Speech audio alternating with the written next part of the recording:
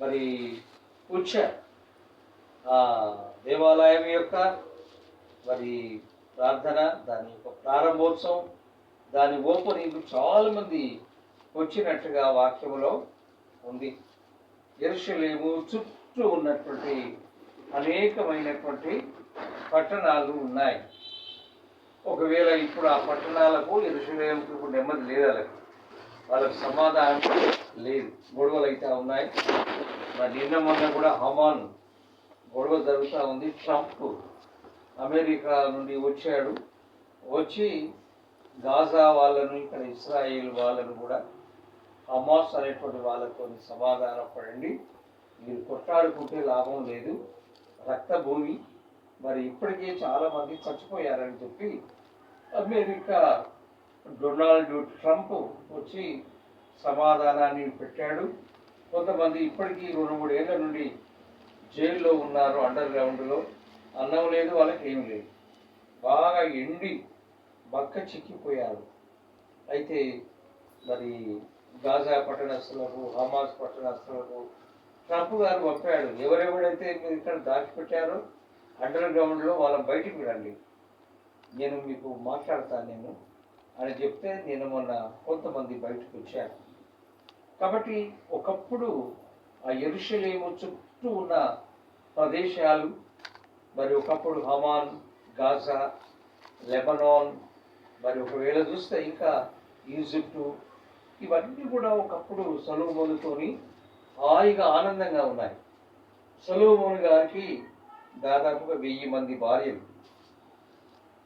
ఎందుకంటే వాళ్ళు ఆ రోజులలో సొలొమోను గారితోని సమాధానంగా గడుపుదాం, ఉందాంలే అనేటువంటిది ఆ రోజులలో ఉండేటువంటి రాజుల కాలం అది. కాబట్టి మరి ఆ విధంగా వారు స్నేహం అందుకొని ఆ విధంగా వారు కలిసి ఉన్నట్టుగా మనం చూస్తూ ఉన్నాం. ఆ ఆలయానికి పిలిచినప్పుడు అనేకులు వచ్చారు. అప్పుడు ఆలయం ఓపెనింగ్ రోజు సొలొమోను గారు దేవాలయం ముంగల ఒక పెద్ద చక్కని పీట వేస్తే ఆ బల్ల మీద ఆయన మోకాళ్ళ నుంచి సొలొమోను గారు ఈ ప్రార్థన చేశాడు. ఏ ప్రార్థన అంటే అది? అయ్యా, దేవుని వాక్యములు మనం చూసినట్టయితే మరి ఆకాశం అందున్న దేవునికి ప్రార్థన చేస్తాడు. ఏమిటనగా దేవునికి, మరి దేవా నీవు కాపాడు, ఈ ఆలయం ఉంది, ఈ ఆలయము మరి నేను కష్టపడి 40 ఏళ్ళు దీన్ని కట్టాం, దీని మీద నీ కను దృష్టి, నీ కాపుదల, నీ భద్రత మా మీద ఉండనియండి అని ప్రార్థన చేశాడు. దేవుడు కూడా ప్రార్థన ఆలకించి సొలొమోనుతో మాట్లాడతాడు. సొలొమోన్, నువ్వు కట్టినటువంటి ఆలయాన్ని నేను, నా కన్నులు దీని మీద ఉంటాయి, ఎల్లప్పుడూ నా చెవులు దీని మీద ఉంటాయి. మీకు ఏదైనా కష్టాలు వచ్చినప్పుడు, బాధలు, శ్రమలు వచ్చినప్పుడు ఈ స్థలములో ఉండి ప్రార్థన చేస్తే నేను తప్పకుండా మరి ఈ ప్రార్థన వింటారని దేవుడు మరి చెప్తాడు. ఎక్కడైతే సొలొమోను ఆలయం కట్టి మరి అక్కడ మరి దేవునికి ప్రార్థన చేశాడో అది దాదాపుగా కొన్ని 100 ఏళ్ల కిందట అబ్రహాము కూడా అక్కడికి వచ్చి అదే స్థలంలో ఇస్సాకును బలి అర్పించడానికి బలిపీఠం కట్టినట్టు అదే కొండ, యెరూషలేము కొండనే అంటాం. ఆ కొండ మీద ఆయన మోకరించి ప్రార్థన చేస్తాడు. మరి అదే కొండ మీద సొలొమోను కూడా ప్రార్థన చేసినప్పుడు దేవుడు ఏమని ఆయన వాగ్దానం చేశాడంటే, నా జనులు అనే మాట వాడుతున్నాడు దేవుడు. నా జనులు అని ఎప్పుడంటావు నా జనులు అని?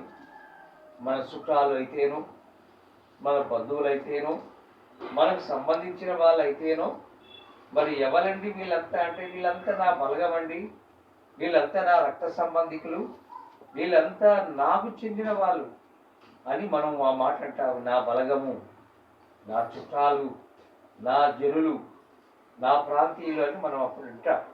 దేవుడు కూడా ఆ బలిని చూసిన తర్వాత అంటున్నాడు, నా నామము పెట్టబడిన నా జనులు అని అన్నాడు. ఎంత మంచి మాటలో!